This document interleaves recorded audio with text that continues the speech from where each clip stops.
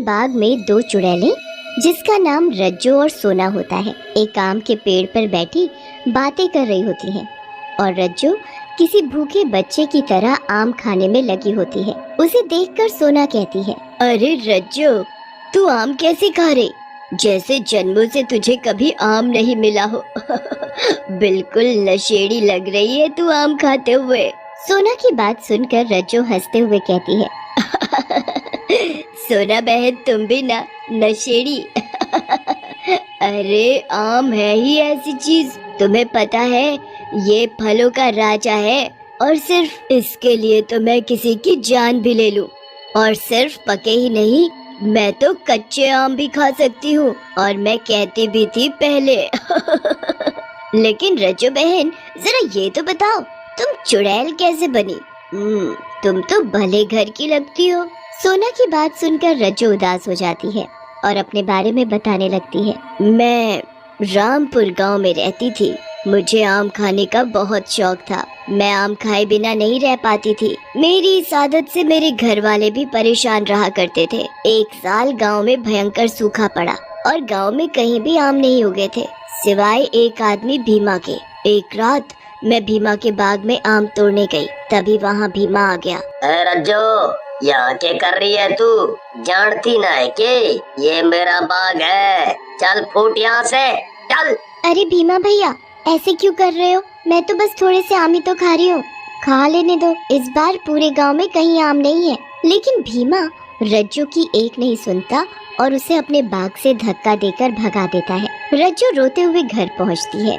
घर पर उसके गरीब पिता रामलाल रज्जो से पूछते हैं। रज्जो रामलाल को भीमा के साथ हुई सारी बात बताती है, जिसे सुनकर रामलाल बोलते हैं, बेटी तुझे वहाँ नहीं जाना चाहिए था। भीमा बहुत ही बदमाश किस्म का और बहुत पैसे वाला है। सारा गांव उससे डरता है। लेकिन तेरी भी गलती क्या है? मैं ही इतना गरीब हूँ जो तुझे आम भी खरीद कर नहीं दे पाता। रामलाल को यूं दुखी देख रज्जो रामलाल से कहती है, आप दुखी मत हो पिताजी, मैं आगे से आम के लिए उस बदमाश के बाग में नहीं जाऊंगी, आप चिंता मत करो। एक रात रज्जो को आम खाने का मन होता है, जिसकी वजह से वो सो नहीं पाती और घर के बाहर निकल जाती है। तभी उसकी सहेली रमा भी वहाँ आ जाती है। रमा रज्जो से कहती है, अरे रज्जो, कहाँ घूम रही है इतनी रात में? सब ठीक तो है? अरे क्या ठीक है रमा, मेरा आम खाने को इतना मन कर रहा है, लेकिन कहीं भी आम नहीं है। तुझे पता है आम के बिना मैं नहीं रह पाती। बस इतनी सी बात। अरे ये भी कोई बात हुई? उस भीमा के बाग में आम ही आम है, चल वहीं चलकर खाते हैं। भीमा का नाम सुनते ही रज्जो घबरा जाती है और रमा से बोलती है, ना बाबा ना, मैं नहीं जाऊंगी, वो मार डालेगा मुझे, पहले भी धमका चुका है वो। तू भी ना कितनी डरपोक है। अरे आज ही मैंने उसे शहर जाते हुए देखा था, वो नहीं है गांव में। चल चलते हैं और खूब भरपेट आम खाएंगे। फिर रमा और रज्जो भीमा के बाग में जाकर आम तोड़कर खाने लगते हैं। रज्जो आम खाकर बहुत खुश हो जाती है। अरे वाह, मैंने एक से बढ़कर एक आम खाए, लेकिन इन आमों का तो कोई मुकाबला ही नहीं है। वाह, बहुत ही बढ़िया है ये तो। फिर रज्जो और रमा जब भी भीमा गांव के बाहर जाता, चोरी से भीमा के बाग में जाती और खूब आम खाती। एक दिन भीमा को अपने बाग में आम कम होने का शक होता है। फिर एक दिन भीमा घर से शहर जाने के लिए निकलता है, लेकिन शहर ना जाकर अपने बाग में जाकर छुप जाता है। उधर रात में रमा और रज्जो बाग में आती हैं।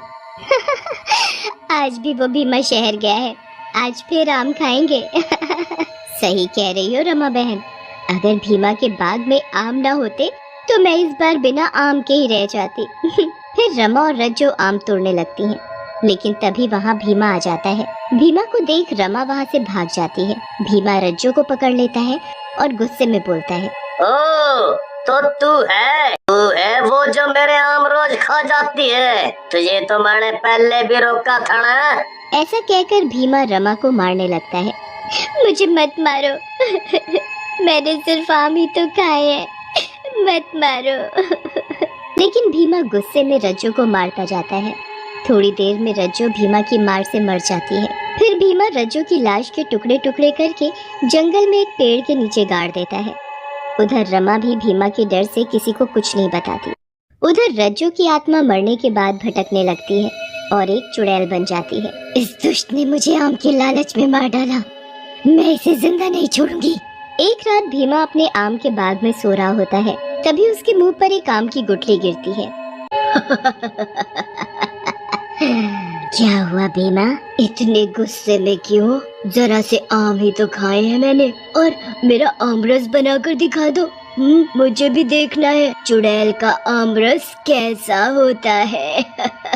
चुड़ैल को सामने देख भीमा डर जाता है और भागने लगता है, जिसकी वजह से वो चुड़ैल के हाथ से निकल जाता है।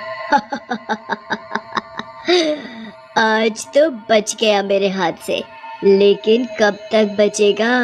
कभी तो आएगा मेरे हाथ में। उधर चुड़ैल से बचने के बाद भीमा सीधा एक साधु के पास जाता है। साधु उसे देखकर बोलते हैं, क्या हुआ बेटा, कहाँ से पिट कर आ रहे हो? किसने तुम्हारी ये हालत की? अरे आप हंसो मत बाबा, मेरी जान को खतरा है, एक चुड़ैल मेरे पीछे पड़ गई है। डरो मत बेटा, अब तुम मेरे पास आए हो, मेरे रहते वो चुड़ैल तुम्हारा कुछ नहीं बिगाड़ पाएगी। बाबा, वो मेरे साथ मेरे बाग को भी बर्बाद करना चाहती है। वो बाग मेरे पिताजी की आखिरी निशानी है। कुछ करो बाबा, कुछ करो। भीमा को यूँ रोते देखकर बाबा को उस पर दया आ जाती है। वो भीमा के साथ जाकर भीमा के बाग और उसके घर के चारों तरफ एक घेरा बना देते हैं और बोलते हैं, बेटा, जब तक तुम इस घेरे के अंदर रहोगे, वो चुड़ैल तुम्हारा कुछ नहीं बिगाड़ पाएगी। ऐसा कहकर साधु वहाँ से चले जाते हैं। बस बहन, तब का दिन है और आज का दिन मैं उस दुष्ट भीमा से अपना बदला लेने के लिए मरी जा रही हूँ। उन साधु बाबा की वजह से मैं उस बाग में और उस घर में नहीं जा पा रही और बदले की आग में जल रही हूँ। तुम्हारी कहानी सुनकर तो मुझे भी गुस्सा आ गया है। तुम चिंता मत करो, मैं उस दुष्ट से बदला लेने में तुम्हारी मदद। फिर सोना और रज्जो चुड़ैलें आम खाने लगती हैं। एक दिन रज्जो आम के पेड़ पर बैठी आम खा रही होती है, तभी वहाँ सोना आती है। उसके साथ एक साधु बाबा भी होते हैं। उन्हें देखकर रज्जो हैरान रह जाती है और बोलती है, ये तो वही बाबा है। ये तुम्हें कहाँ से मिले? इन्होंने ही तो उस दुष्ट भीमा की मदद की थी, जो कि मेरा हत्यारा था। रज्जो की बात सुनकर साधु बाबा दुखी मन से बोलते हैं, बेटी, मुझे पता नहीं था कि वो आदमी एक हत्यारा है। मैंने तो उसकी मदद इंसानियत के लिए की थी, जिसका मुझे अब तक अफसोस है। ऐसा कहकर साधु वहाँ से चले जाते हैं। चलो बहन, आज उस दुष्ट के बाग के आम खाते हैं। ऐसा कहकर दोनों चुड़ैलें भीमा के बाग की ओर उड़ जाती हैं और बाग में पहुंचकर आम खाने लगती हैं। अगले दिन भीमा अपने बाग की हालत देखता है। ये किसने मेरे बाग की ऐसी हालत की?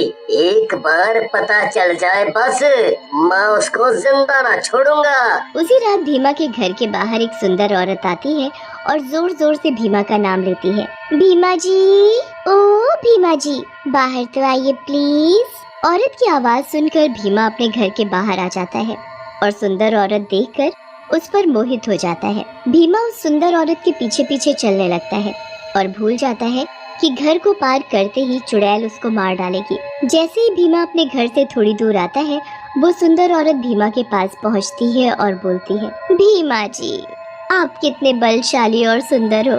आप जैसा मर्द तो मैंने कहीं देखा ही नहीं। ऐसा कहकर औरत अपना रूप बदल लेती है और सोना चुड़ैल बन जाती है। तभी वहाँ रज्जो आ जाती है और भीमा को गले से पकड़कर बोलती है, आज तुम मरेगा और आम खा खा कर मरेगा। ऐसा कहकर चुड़ैल उसके मुंह में आम ठूसने लगती है। भीमा का पेट फूलने लगता है और थोड़ी देर में ही उसका पेट फट जाता है। सोना बहन, अगर तुम ना होती तो मैं इस दुष्ट से कभी अपना बदला न ले पाती।